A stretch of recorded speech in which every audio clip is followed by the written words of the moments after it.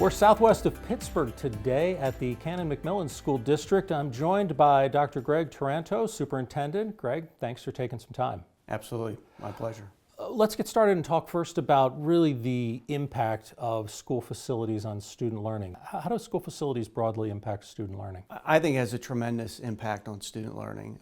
If you look at our school here versus the school we came from, our old middle school, it was built in the late 50s. But when you move into this new facility, the lighting, the spaces are designed around middle level education. It makes a big impact. Your old facility, you said the 50s, so I'm thinking 70 years old until you were able to move from that. You've got other buildings here, obviously, that you haven't been able to improve. What kind of challenges do you have and obstacles in keeping those facilities usable? Plan-con or lack of Plan-con has been a challenge.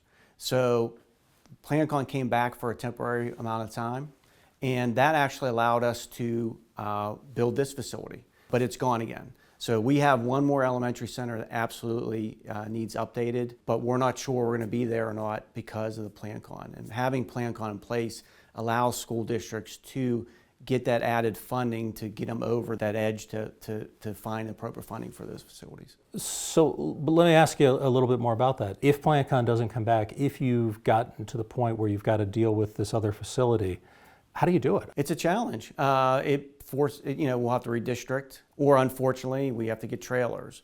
And trailers are not popular. It's not conducive to learning. Right. It's you have a safety aspect to it, kids going outside into a different building. Parents, students don't like trailers. We don't like trailers, but that's kind of what you're forced to do if you don't have the funds to update a facility like that. Well, there's still got to be a cost to that.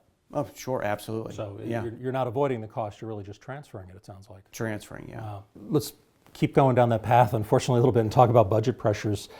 As you look at the year that we're in, the year ahead for your district, what are the biggest budget pressures that you're seeing? There's four heavy hitters, I think, every year. First is special education costs continue to rise. In 2023, we are at almost $15 million of special education costs, 14.9 to be specific. Revenue coming in to offset that from a federal and state level, 3.6. So you're at $11+ million responsibility at the local level to fund special education. Another heavy hitter would be transportation. Last year, $7.2 million in expenses for transportation continues to go up. Funding coming in from a state level, $1.4 million.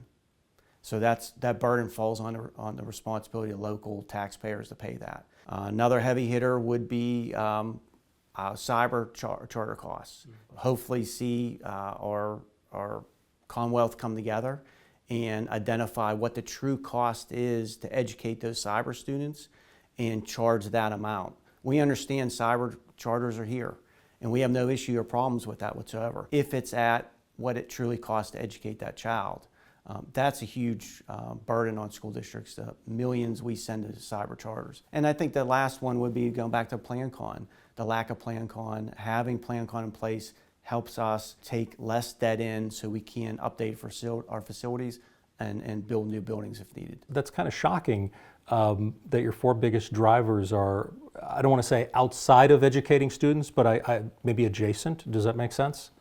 Perfect sense, yeah. The other big area I want to make sure I touch on with you that came across in the State of Ed report was student mental health. Talk a little bit about how mental health issues are really impacting your students, first of all, in the district, and the impact that has on you being able to focus on really why schools exist. I don't think anyone would argue that student mental health is at an all-time high. We're seeing all-time highs in depression, anxiety among our youth. Because you're right, it has a direct impact on student learning. And schools are here to educate. That's what we do. But now you're seeing schools, including our school district, with increased social workers, school psychologists, mental health services inside the schools. Schools weren't designed for that. But if we don't start getting down to why our children are having a mental health crisis, we're always going to be reacting. React, which is what chill rooms are and those different type of services are. They're reactions to symptoms. We have our part in helping out, but we can't do it all, and we can't solve this problem. It's going to need parents and society in general of understanding where and why these influences are on mental health and why are our children suffering so much? We're seeing in the responses that there are some real barriers to districts being able to do just what you're talking about. What are some of the barriers that you're seeing as a superintendent, kind of looking at how you solve this problem, or how you at least start to address it? There are limited facilities and professionals out there for these kids, so they're on wait lists. So we need more mental health professionals out there for sure, because you got to tackle this on both ends. Again, you got to tackle why this is happening at the same time as making sure you have the people in place to help these kids when they are in this depressive state or anxiety state or ADHD or whatever they need help with. But yeah, it's limited resources right now for sure. We've talked a little bit about challenges, obviously, as we talk about budget and mental health and facilities. But it's a fantastic school district. What's something that really jumps out that people should know about Canon-McMillan? Our goal right now is going from a good school district to a flagship school district. What is a Canon-McMillan graduate look like?